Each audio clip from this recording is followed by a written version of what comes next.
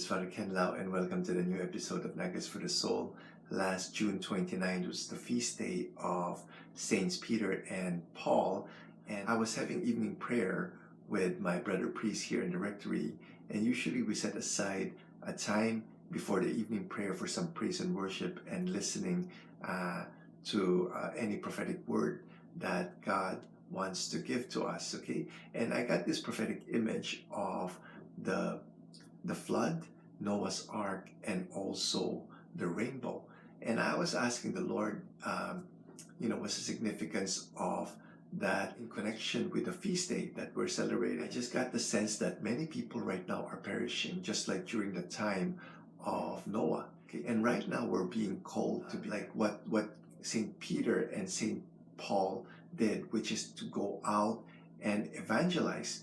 St. Peter was called to evangelize those who are circumcised, the Jews, and St. Paul was called to evangelize the uncircumcised, which are the Gentiles. Galatians chapter 2, verse 7 to 8, it says there, "When they saw that I had been entrusted with the gospel to the uncircumcised, just as Peter had been entrusted with the gospel to the circumcised, for he who worked through Peter for the mission to the circumcised worked through me also for the Gentiles."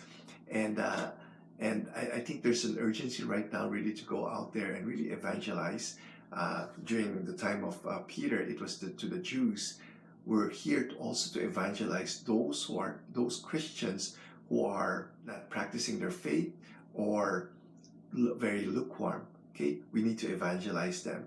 Now, during the time of Paul, he was evangelizing the Gentiles, and we need to evangelize those who are non-Christians so that they will be able to go in the Noah's Ark, which signifies the church. Okay. Now, the significance of the rainbow is that the rainbow is for all, and that symbolizes God's love for each and every one of us. Okay, and because God desires that all people would be saved.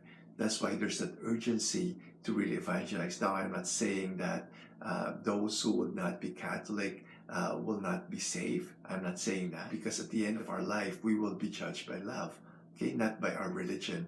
But there's an urgency for us to evangelize so that they would become Catholic, so that they would be able to avail the graces that they need in the sacraments. My analogy there is like playing golf. People who are not Christians or who are not Catholics, they have a higher handicap. Okay, they could still win the game, but it will be harder for them to win the game. So it's the same. Okay, people who are not Catholic, they could be saved, but it will be harder because they couldn't avail the graces that are available in the sacraments. So I hope you get inspired by this message that we need to go out there and really evangelize those who are Christians already, but not practicing or lukewarm, and also those who are not Christians. Living Saint, Jesus, Mary, Joseph, we trust in you.